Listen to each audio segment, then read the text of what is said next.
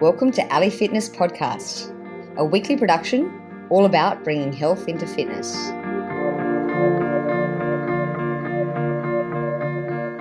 Raynard Picard is a Mexican who moved to Hong Kong in 2008 to open an import-export business for Latin America. From a young beginner triathlete at the age of 26, I believe, he's since become famous in the triathlon world, at least in Asia.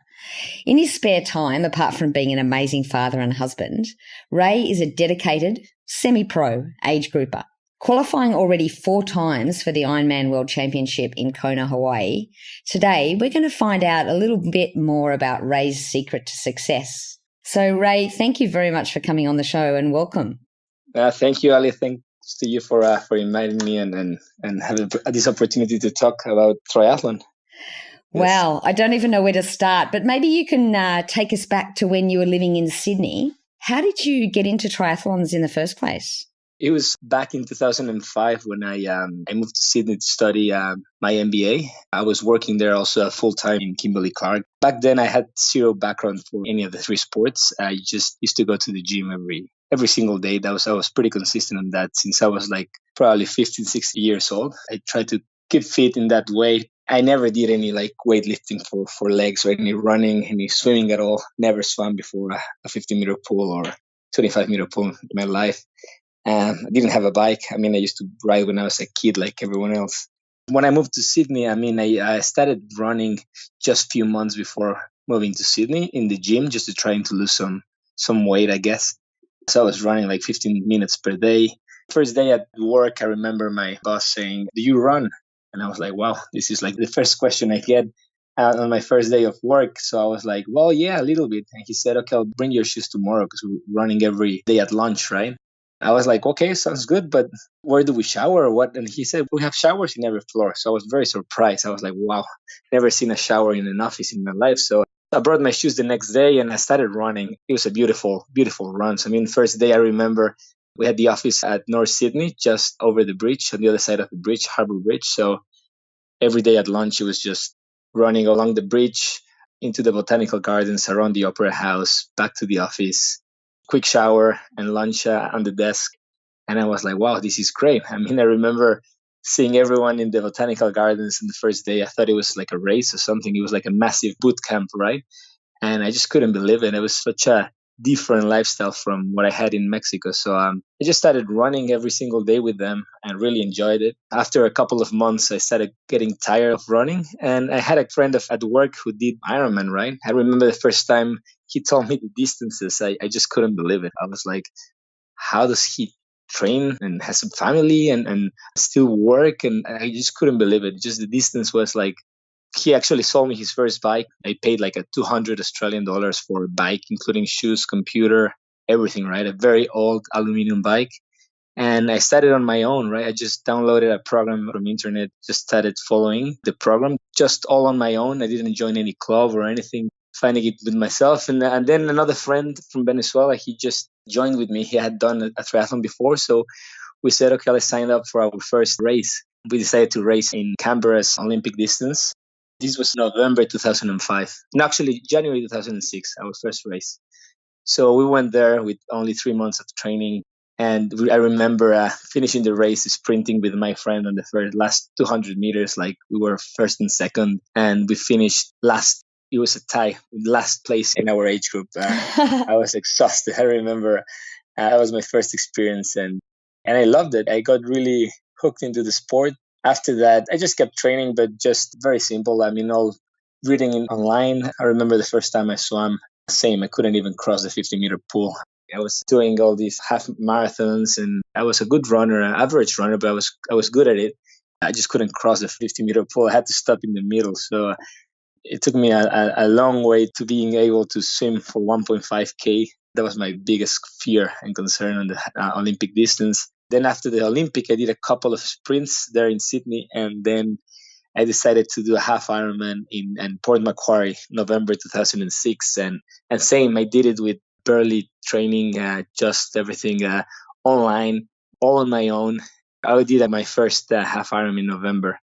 And that's how I got involved into this sport. I really enjoy it. Most of it was because of the the culture in Australia. Everyone was doing something, either swimming, running, riding a bike, whatever. There was like a massive boot camp every single day. So that really got me going and doing something. So triathlon was a really good way to get involved. So yeah. So Ray, how That's, did you go in your first half iron in Port Macquarie in 2006? I was pretty happy with the time, to be honest. I remember I had a goal to doing the race. Well, first of all, finishing it, right? Because just the distance, I've never done 90K in my life or swimming that long in my life. Never done more than 1.5, which was the Olympics. So I was thinking, okay, hopefully I can do under 6 hours. And I remember I did 5:24. I was really impressed with that time. I couldn't believe it. For me, it was super fast doing a 5:27. So I don't even remember what was the position, but I was really, really happy with that time.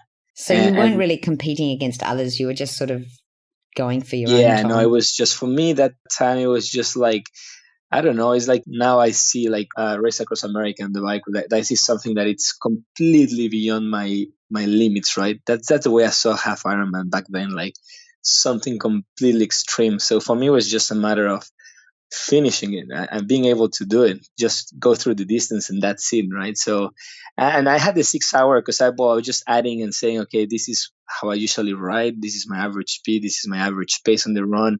And the swim, well, this is more or less. So I just put the numbers together and I said, well, a 6 hour, breaking the 6 hours would be really good if I can. So I'm going to put that target. So when I finished, it was 5:27. So 5:27 for me was like a big surprise. I was over the moon with the result. I was really, really happy. I remember celebrating like if I won the race. Like I was really, really happy with that. So how quickly after starting to compete did you realize that, hang on, I'm actually quite good at this? It was until probably next race I did. I did that race in November, and then I decided to do another one on May. So this is 5, 6 months later. I did Boston Half Ironman in Australia as well. And same, I kept training on my own, downloading programs from the web. But I was more disciplined, more consistent on my training. I started to get better training on my own, but I started to get a bit better. And then I raced. That time I finished Boston in 4:43. So it was a huge improvement of almost 50 minutes from one race to another one, right? So when I said, well, probably if I get a coach and if I get a better bike and get more serious in this, I will be able to get better. So that's when I realized I had some potential. That summer, I moved back to Mexico and I took like a 3 months break traveling around the world. That's something I really wanted to do before that. So, and then I went to Mexico. So I didn't even touch my bike for 1 year, one full year. And then after moving to Mexico, that's when I moved to Hong Kong. So it was like within a year, this is all these changes moving back and forward. And I still remember the first time I came to Hong Kong in November 2007. I came here to see if I was going to move for good or to open the business, start the business. And I came here and I said, well, forget about triathlon. It's done, right? Because I was just looking at the concrete jungle here in the middle of Central. And I was like, there's no way there's cyclists here. There's no way I'm going to be able to train. So just forget about it. So actually in January 2008, when I first moved to Hong Kong, I didn't even bring my bike. I was like, game over. Left it back in Mexico and I said, forget about triathlon. Let's look for another sport. And it was until around April or May I was desperate. And that's when I started finding cycling groups like the Series. So I brought my bike in the first trip I went back to Mexico, brought my bike, and that's how I got into racing again. And The and sport. so how did you actually get back into triathlon again? Did you find a triathlon group or did you start searching for a coach straight away? I first started riding with the Series here in Hong Kong with a cycling group. I didn't have a coach back then. To be honest, I thought there was like first ride I did, I said, no, this is gonna be easy. These guys are I don't think anyone here is very serious in the sport. First ride, I almost collapsed in the middle of halfway through. I remember very clear that the level was so high, and I was like, wow, almost all these expats very competitive. And that's when I started asking around about a coach. And the funny thing is that a few of the guys that were training with a coach were training with a coach from Australia that I met in Sydney. Actually, I met him a couple of times in Centennial Park. So when they told me about him, I contacted him straight away, and I started with a coach that same summer. That's when I said, okay, if I want to start training, I want to be as efficient as possible, and I really need a coach. That's how I started with a coach, and I've been training with a coach ever since. The last 9 years I've had a coach. Yeah. The same coach? No, not the same. Not the same coach. I first started with this coach from Australia for 3 years, and then I changed to the current coach, the coach I have now, Justin Dyer from Endurance Corner. Great. Ray, I'd love to delve into that a little bit more. So firstly, when you started with your first coach, how did you find the training different to when you were just downloading programs offline? Oh, completely different. Completely different. You can download a program online and it will be very structured for sure. And it could be good, but then it's hard not to train more than that. The other way around, people think that they need a coach to train harder or more, but it's usually the other way around. I find people without a coach doing excessive amount of training or a lot of stuff that doesn't make really sense.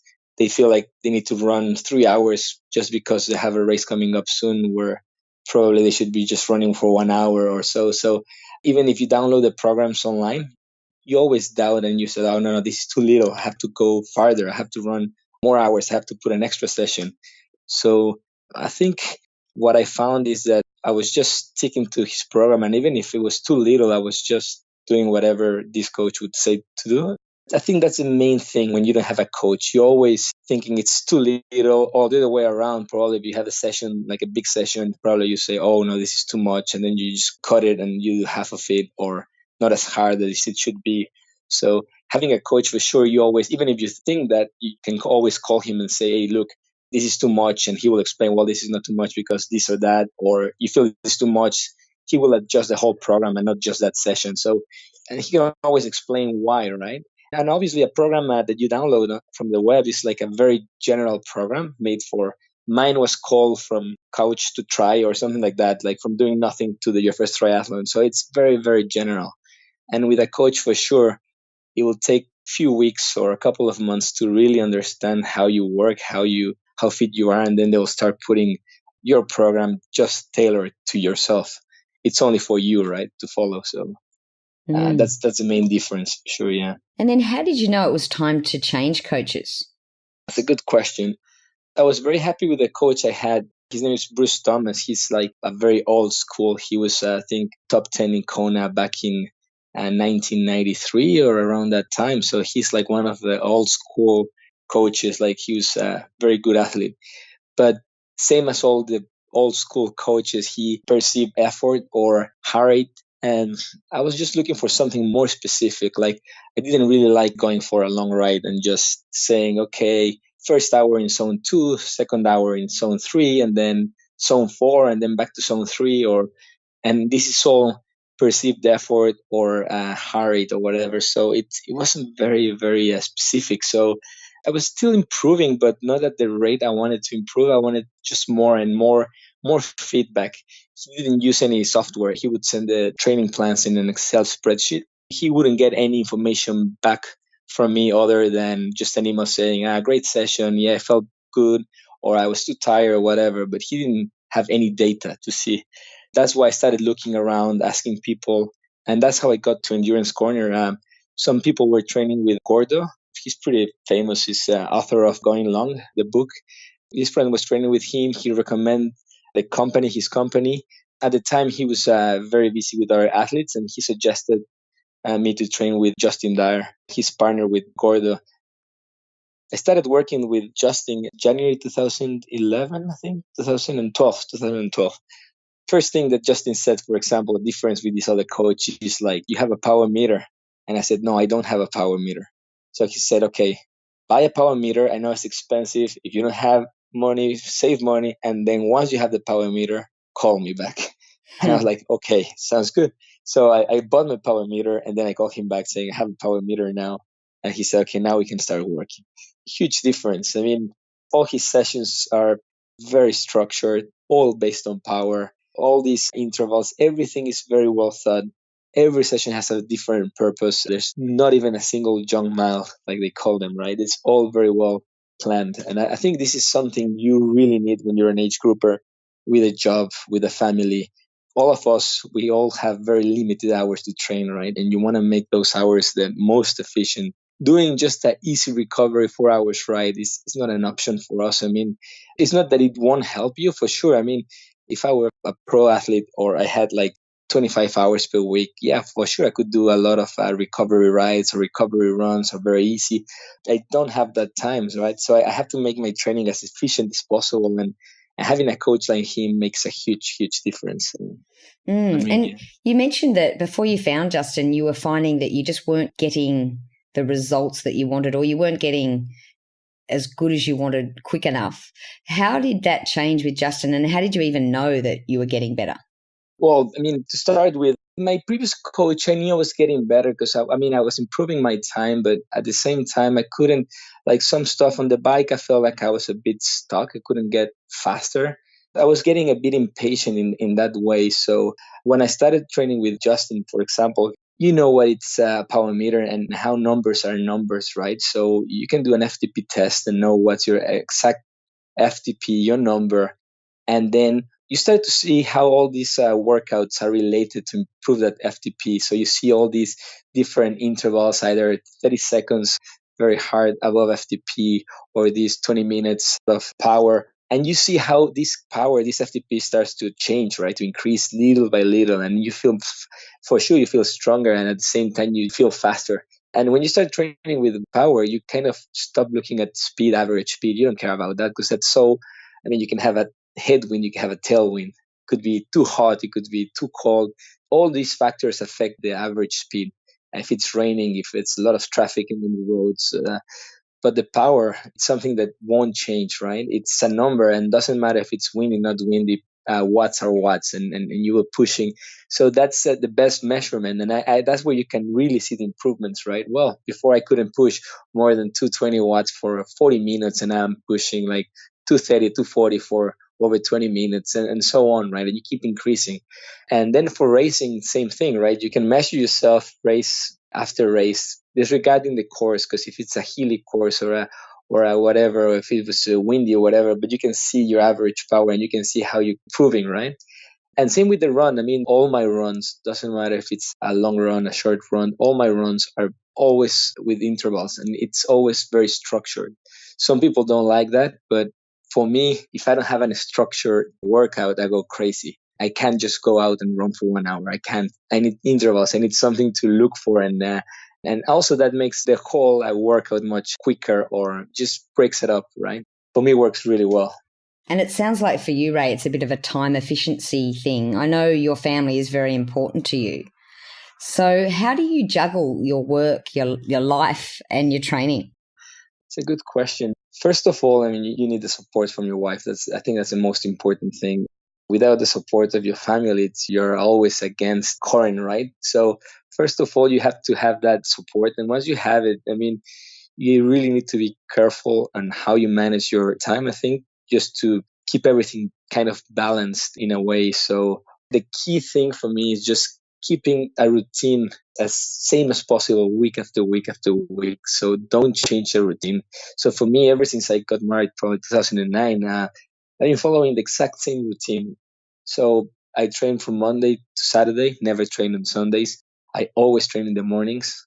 I always leave at 5:30 to be back at home before 8 or 8 o'clock at the latest. I can always see my family in the morning, 8 in the morning, have breakfast with them, take them to school before work. And I never train at night, never in the evening. So I put all my trainings in the morning very early or at lunchtime. 3 times per week, I swim at lunchtime and then I have lunch working on my desk. And that way, my family always know that when they wake up, I won't be there. So they wake up 7:30, 7:45. They know I won't be there. My kids know I won't be there. And the only day I'm always there, it's the Sundays.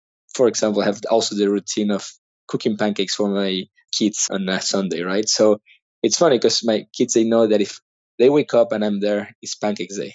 So in that way, they keeping the same routine, they get used to it. There's no surprises. It's like going to the office, right? People who work, they always wake up, have breakfast, go to the office, come back at 6, 7 or whatever. And it's a routine. So they expect you to go, they expect you to come back at a certain time.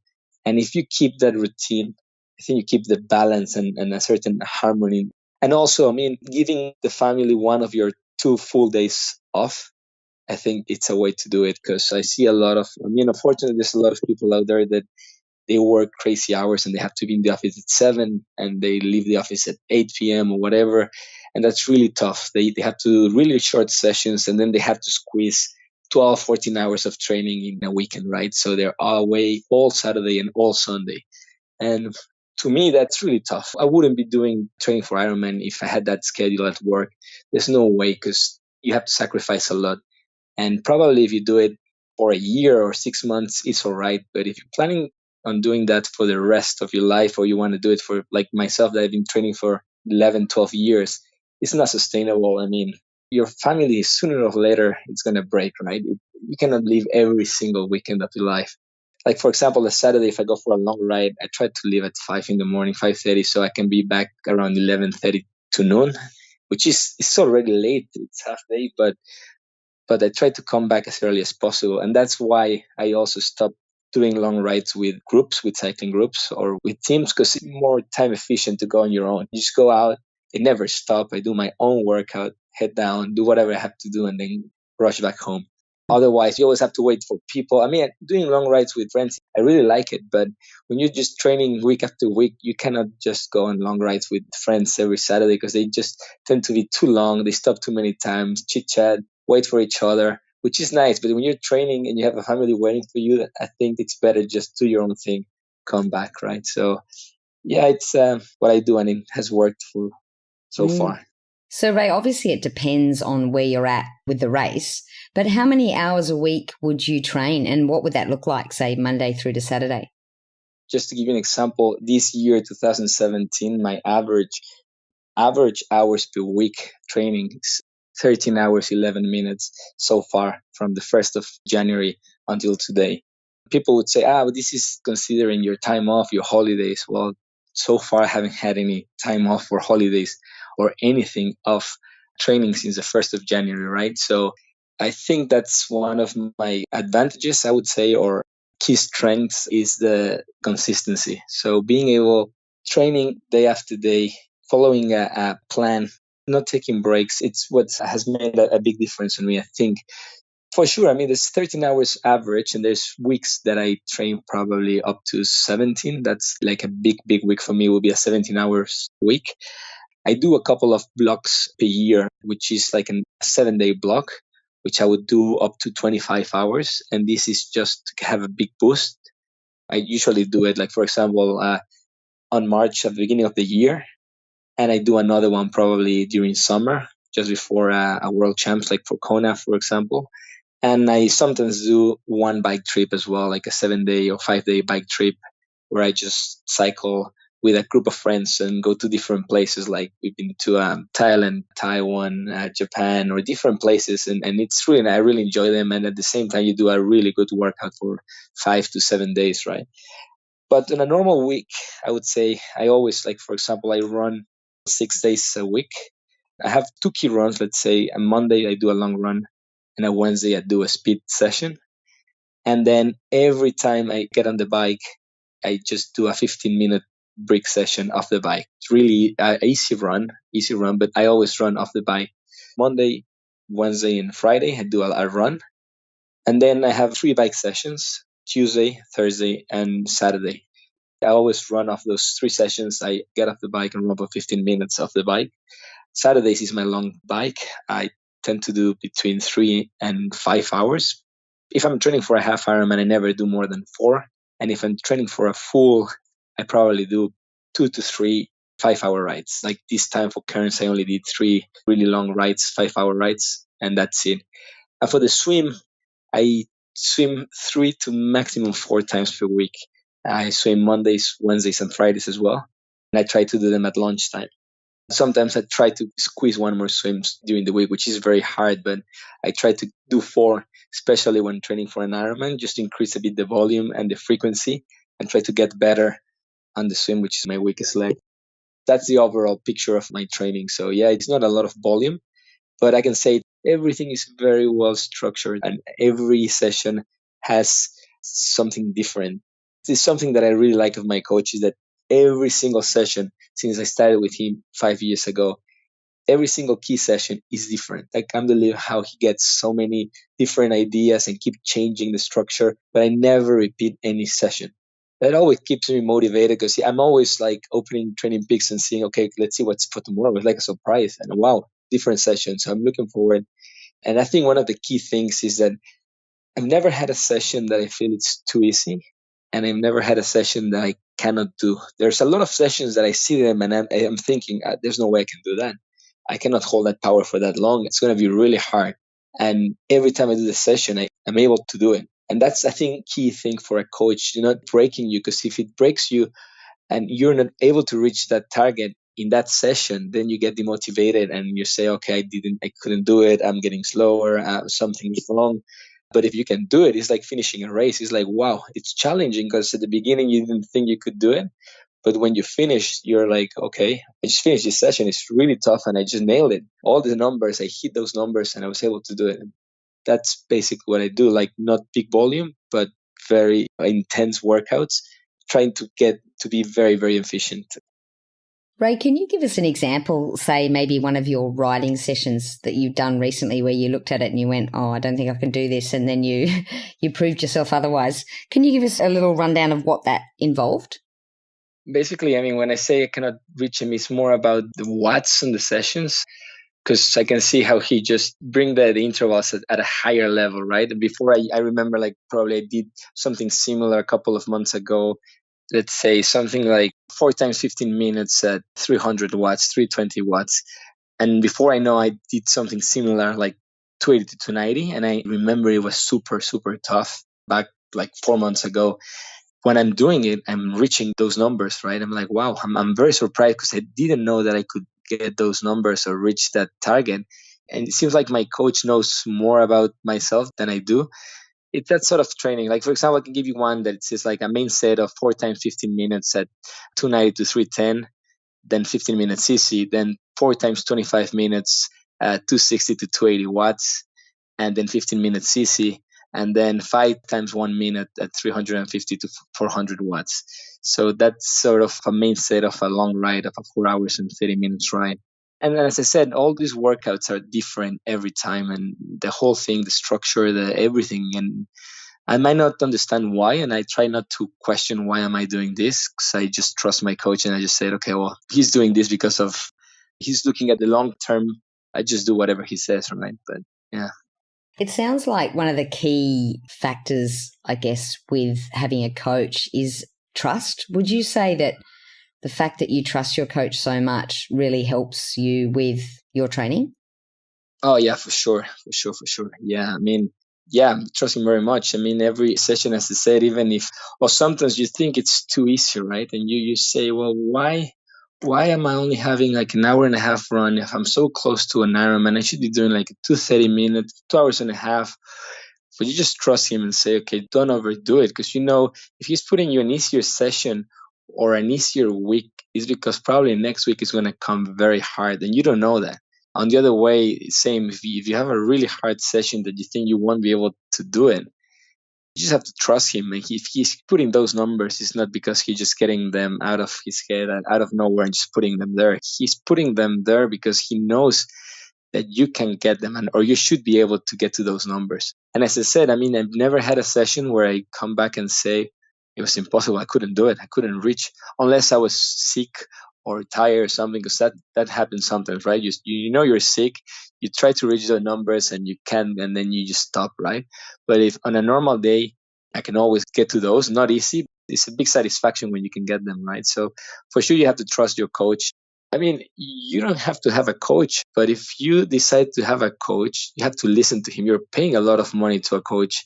So why not listening to him, right? Because I had a lot of people, well, I have an hour run today, but I'm going to do a 3-hour ride instead. Well, why would you do that? Because I just feel like riding. Well, but so why do you get a coach, right? It's a very good point that you make. But what about when it's a different thing? What about when you're feeling quite run down? You look at your schedule and you just think, no, I feel like I'm coming down with the flu. What would you do in that case? I'll still go out for sure. I always have like the warm up, either running or cycling or swimming or whatever. I tend to not look, for example, at the watts. And then during the warm up, I know how it feels to be pushing, for example, 2 watts, 240 or whatever.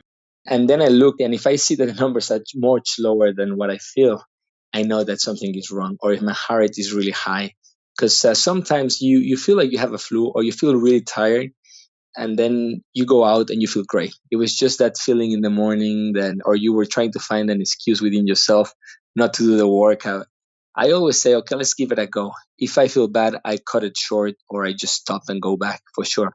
Because I mean, for sure, health is priority, right? And I know that because it has happened to me in the past that I push through the session even if I'm not feeling good, and I can finish the session, but the next day I'm in bed. I pay for it. So you really have to listen to your body. I've been doing this for such a long time, and most of us who train every single day, you kind of know your body very well. So you know when you're getting sick, you know when you have to back off. But I still, even if I know I have to back off, I go out and just give it a go. Or I just jump on the trainer instead of going out and staying indoors and see how it goes. But if I feel bad, I just back off or cut the session. Yeah, for sure. Great. So how, and I guess when, do you decide what races you'll do for the year? It's funny. It's like I cannot do a race without having the next one. So even, for example, if I'm going to do Kona in October, which is for me like the last race of the year, before doing Kona, I have to know what's going to come in the next year. Just, I don't know why, but this is, I mean, something personal. So just closer to Kona, I started thinking, okay, what's going to happen next year? So I tried to plan for at least the first 6 months of the year between, let's say, September, October of the next year. And I usually, between January and June, I try to do at least one full and one half. The full is kind of my key race of the year. I tend to look at it as two things. First, I try to look for the course. How suitable is the course for me to try to get a slot? If it will be easier for me to get a slot in this or in that race. So that's one of the things. And another, which is my priority, is location. I mean, I love traveling for racing, and for sure I wouldn't go to a bad location just to getting a slot or just for racing. So for me, it has to be something new, something attractive, something. I tend to go to all races with my family. So I try to look for a place where my family will enjoy the time there as a holiday as well. So that's something I will look. And then I'll look for a half Ironman that it's like 5 weeks before the full Ironman. For me, has worked every single Ironman I've done since 2009. I've done a half 5 weeks before.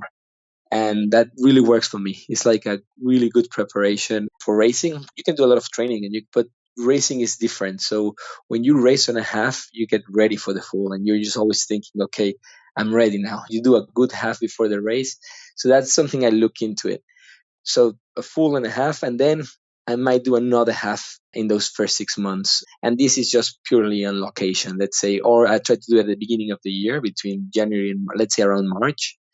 So it's something to keep me motivated through the winter months, which are tougher to train. So January, February, it's cold, it's dark until very late. So I need some motivation. So doing a race early in the season really helps me.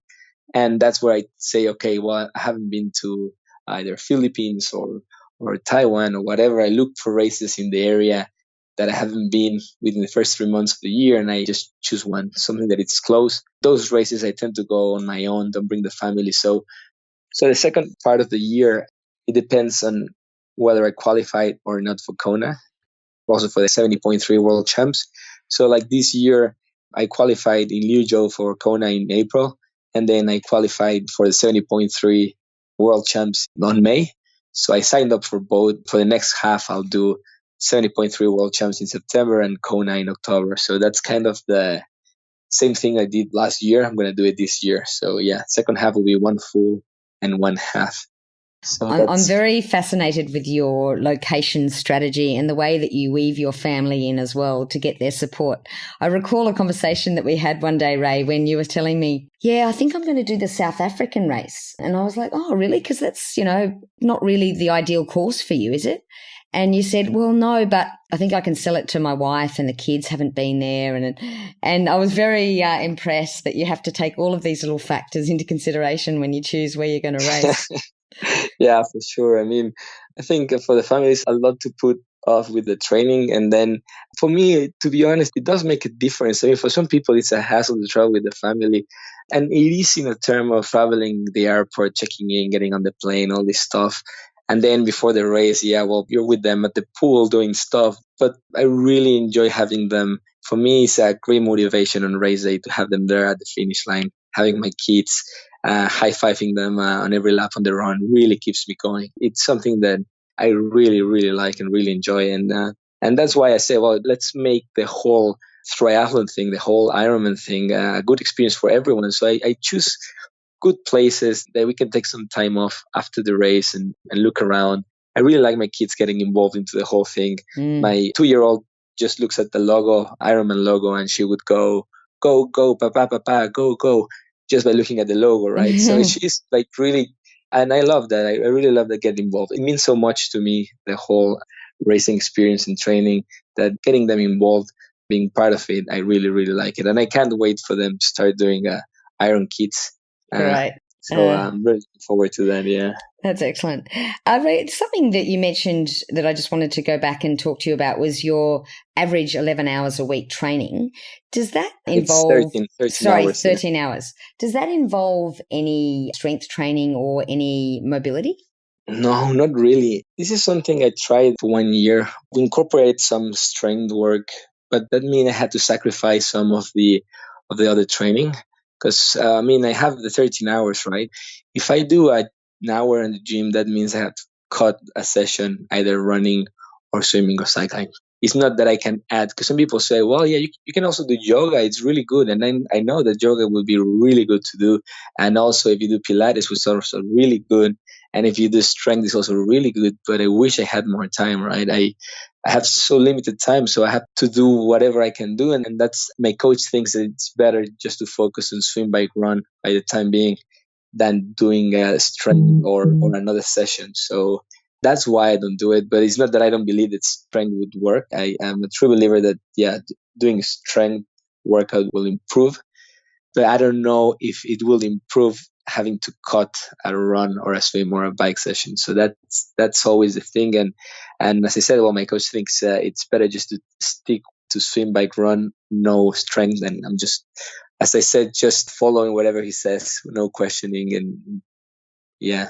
So your coach would say then it's better to do 13 hours of the 3 disciplines rather than say 10 or 11 hours and then 2 hours of strength training.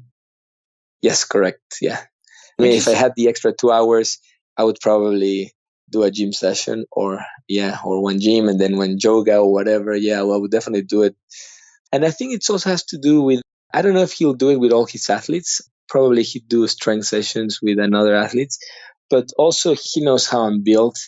He knows that probably I don't need that strength on the legs that someone else might need. That's an interesting point, actually, because you are built a lot bigger or stronger than a lot of typical triathletes. Yeah, well, and as I said, I used to lift weights when I was 16 until I was 24, 25. So it's almost 10 years of lifting weight. I was actually very bulky when I was younger. I was up 283 kilograms. Now I'm 75. Not being fat, it was just pure muscle mass. And I think also I have like a bit of muscle memory, because even a couple of years that we tried 3 months or 4 months doing 1 or 2 sessions of gym sessions, I started to get really big, really quick. And that I didn't like either, right? I was like, wow, this is, and that's probably also why we stopped doing the sessions, because I was feeling too bulky. So that don't need as much strength sessions as other people. Excellent. Look, and another area that I'd love to talk to you about is nutrition. And I know you have your pancake Sundays with your kids, but, what does your typical diet look like? To be honest, I'm pretty relaxed with my diet. One of the things I love about training for Ironman is that you basically burn everything, right? I'm never very concerned about my diet. I try to eat well. Regina, my wife, she really likes to cook. She keeps looking for recipes, and for every dinner, she cooks something different, very healthy. Salmon, quinoa, kale, whatever, all these super foods. That way, I eat very healthy. I always get vegetables, fruit in the morning. But apart from that, I'm very relaxed in a way that if I'm walking and I feel like a chocolate, I just buy a chocolate and eat it. If I want a cookie, I have a cookie. I'm very big on beer and chocolate. Ever since I moved to DV, every time I get on the ferry to cross from Central to DV, I have to get a beer. And seriously, I drink a beer every single day since I moved to DV. This is almost 5 years ago. At the beginning, I said, well, this is going to affect me. And then I was reading about it and it wasn't too bad. So I said, well, I don't think it will affect me. And same, I cannot sleep without having a piece of chocolate. Every night after dinner, I have a small piece of chocolate. And this is something that I keep doing. Some people say, you're crazy. You should cut that. I just feel good. I don't gain weight. I don't stress out about keeping a strict diet. I just can't think about not eating whatever I don't feel like. So, but for sure, I don't need any fast food or any hamburgers or fries or anything that it's very greasy. I would never have that at lunch. I try to eat a salad. So I try to keep the main meals as healthy as possible. But within meals, I mean, I'm not very stressed. And weekends, I eat whatever. So we go for pizza. On weekends, we go for whatever we feel like with the kids. So I'm never following a diet or anything like that. Excellent. And so what does nutrition look like for you during a race? How do you manage that? I've done many things in the past. I mean, I remember my first Ironman, I was carrying ham and cheese sandwiches and pretzels on the bike. So I've always been very, very meticulous in terms of nutrition on how many carbs or how many calories per hour I need to take. And taking them, I used to put a little piece of paper on my aero bar saying what to eat every 10, 15 minutes. So I had like 3 pretzels, a small sandwich, and I was all this very, very meticulous. But then I started getting more efficient. I couldn't carry pretzels and sandwiches if I wanted to get faster. I just had to be as efficient as possible. So I started training and trying only based on liquids, gels and sports drinks. Because on the race day, you don't know which sports drink you're going to get. So I changed everything just to gels. So basically what I do on the bike is I just carry one single bottle with 2,200 calories of gels. It's horrible. It's like a thick paste. But that's the only thing. I don't carry individual gels or bars or gummies or all these different type of carbs there are out there. So I just carry one big bottle with 2,200 calories of gels. And the other 2 bottles have water. And every station I'm getting water and sipping my 2,200 calories bottle. It's a big amount of calories if you think of, if it's a 5-hour bike ride, it's more than 400 calories per hour, right? Which is it's a lot. And in order to get to that, I had to train and start increasing the amount of calories per hour because I wanted to be able to absorb as many calories per hour as possible during a bike ride so that on the marathon, I don't eat almost anything. So, and that's what I do now. It's been working for me for the last 3-4 years, and I'm just sticking to the same strategy for nutrition because if it works once, just stick to that. Don't try anything different, right? I'll take you through the whole race. For example, I wake up 3 hours before a race, and this is something I do every single day before training and before a race. I have a peanut butter and jelly toast with banana and a double espresso, a coffee, strong coffee in the morning. Every single day, it's either for a race or for training. And then for a race, I have like a protein shake in the morning, also with a toast and with a coffee, 3 hours before the race, like a protein shake that has carbs and protein. That also helps me because it really fills me up. And then between the breakfast and the race, I'm sipping like a 750 mils sports drink, just small sips through the 3 hours or 2 hours that I have left before the race. And just half an hour before the race starts, I have a gel with caffeine. Then on the bike, I have my bottle with 2,200 calories of gels, sipping it. I'm just making sure that if I'm halfway through the bike, my bottle is halfway through. So just looking at it, but always giving sips every 5 minutes or as much as I can, just giving small sips through the whole bike ride. And on the run, I always carry 3 gels only. There's been times that I finished the full marathon and I didn't eat any of the 3 gels. And there's been times like this time in Cairns, I had the 3 gels. That depends on how I feel. Sometimes I feel like I'm bloated. I cannot take any more gels. I cannot take any more carbs. And the only thing I drink in aid stations is water and Coke. That's the only thing I drink. They have sports drinks that I'm used to, which is High Five. With most of the races don't have High Five. It's very weird. They will carry High Five sports drinks on a race. They had it in South Africa. It was great because I was drinking that. But for example, Kona, they'll have Gatorade. And then I'm also very used to Gatorade. So if it's Gatorade, I'm fine with sports drink. Any other race, like for example, Cairns, I don't even remember the name of the sports drink, Endura, whatever. I don't even touch it because I don't want to try anything new. So I'll just stick to water and Coke.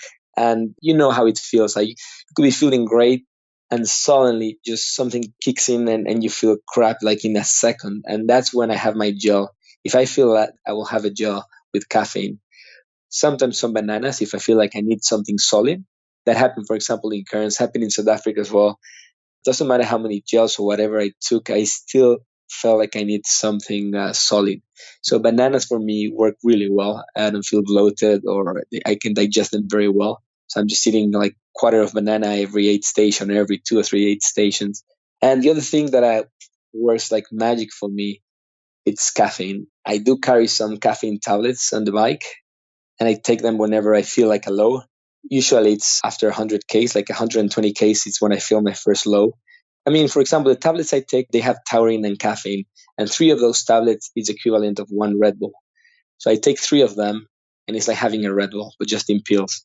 And that it's not that makes me faster, but it just keeps me more focused. You see, on the bike, sometimes you're riding and then you start looking at the scenery, or you start thinking of something else, and then your power just drops. And then when you see it's like, oh, and then you push harder, right? And with the caffeine, it just keeps you very alert, just keeps your head into the game and very focused. And same on the run. On the run, I carry 3 other pills just in case. Or if there's Red Bull, I start drinking Red Bull and Coke, and that really keeps me awake and keeps me going, right? I better stop you there before people think that we're sponsoring Gatorade and Red Bull and Coke. And Yeah, well, that's having in the races, most of them. But and what about in your training? So in a hard training session, will you take similar nutrition to those mentioned? Gels? Yeah, for sure. Yeah, I try to use the same nutrition, exactly the same nutrition. Let's say 4 weeks before a race, just to get used to it again. Because the thing is, also nutrition could be really expensive, and also to give it a break. I don't like eating gels and this stuff for the whole year, right? So I just try to break it up and have something different, even just normal granola bars that you get in the supermarket, not specifics for sports or stuff like that that I can eat, or dry fruit or something different. When I get close to a race, for sure, I use the exact same nutrition I'm going to use on race day, just to make sure that I can still digest it and there's no problem with that nutrition. That's a great strategy and a good tip. Ray, you mentioned your latest race a few times, the Cairns race. You took on the Aussies a week ago in Cairns in a full Ironman and came second in your age group and fourth overall amateur. And I'd love to refer to a quote that you said in social media. You said, "No matter how many times you do it, it always hurts like hell. And while you run, you always promise to yourself never to do it again. And yet this was my 12th full Ironman. I guess it's the unexplainable satisfaction when crossing the finish line that makes you forget all the pain, always wanting to go back for more." So what really keeps you going? Surely you've won enough races now so you can retire. Yeah, well, what I said about the run is totally true. I mean, I remember in Cairns saying, why am I doing this? Why am I putting myself into so much pain, right? And I remember seeing a girl holding a sign saying, "Smile, you paid for this," right? And I was like, okay, yeah, we paid for this.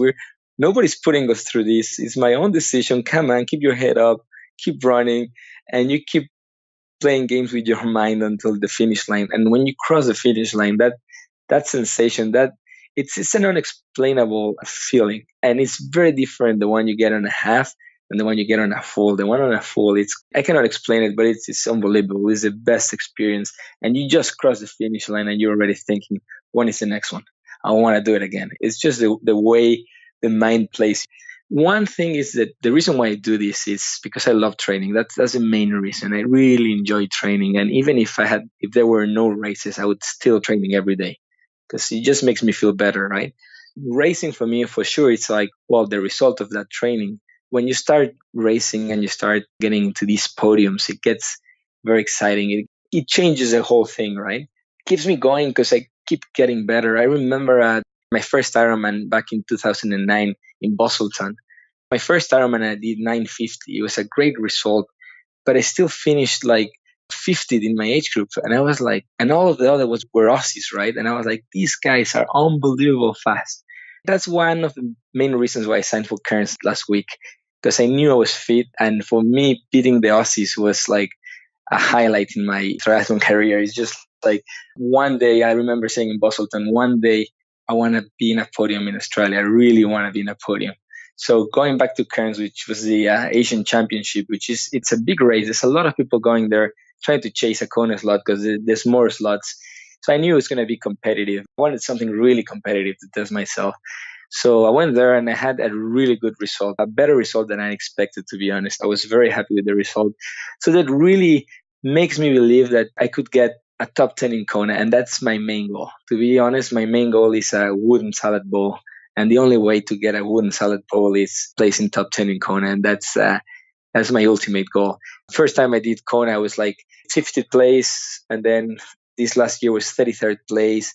I'm moving down, but still not quite there yet. So I still need to improve, and that keeps me going. I say, okay, if I'm improving, I wouldn't say super fast, but I'm getting better every time. So while I'm getting better, I'm staying motivated and say, well, I can still get better.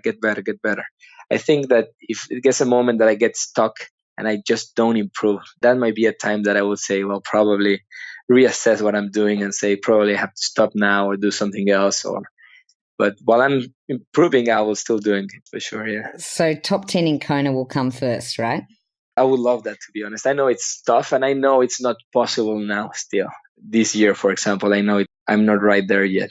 But hopefully in a couple of years, I could be there. Well, we'll see. We'll watch out for you this year. And what about Race Across America? You mentioned that was a challenge that was just so far out of your sight, but you also said that Ironman was the same. Would you ever consider Race Across America? No, not at all. Not at all. Never. And the only reason why I would never consider that is because that requires a lot of sleep deprivation. And to be honest, I can't deal with that. I'm just not good at that. I don't know if I'm good or not. I've never tried it, to be honest, but something that I'm not interested at all. You're not willing to give up your health for a race? No, not really. And that's one of the main reasons. I mean, having so much trail running here in Hong Kong, I never got involved because most of the big races involve sleep deprivation. I mean, the most I've done is the Everesting, which took me 18 hours. And that's as long as I can get. I mean, more than that, it would have been, I think it's unhealthy, to be honest. It's just not right for the body. So to be honest, I'm not interested. Absolutely. Yeah. And one final question we have for you, Ray, is do you have a tattoo? No, I don't. No, I don't have a tattoo. Have you considered getting one? Not really. No, never had one. And sorry, I never considered getting a tattoo. I'm not a big fan of tattoos, to be honest. What about an Ironman tattoo? No, never. It's like Coca-Cola in your in your body. No. It's such a big brand. No. I mean, if I ever do it, I will do something very special, something that I would have to explain, probably. It's not that I'll do it, but then I understand it. But just putting a brand in your body, I don't think it's a way to go. Excellent. Unless you're the owner of the brand. On that note, I'd love to thank you so much for coming on, Ray, and the insight that you've given us today for triathletes out there is amazing. So thank you so much for coming on. Thank you, Ali.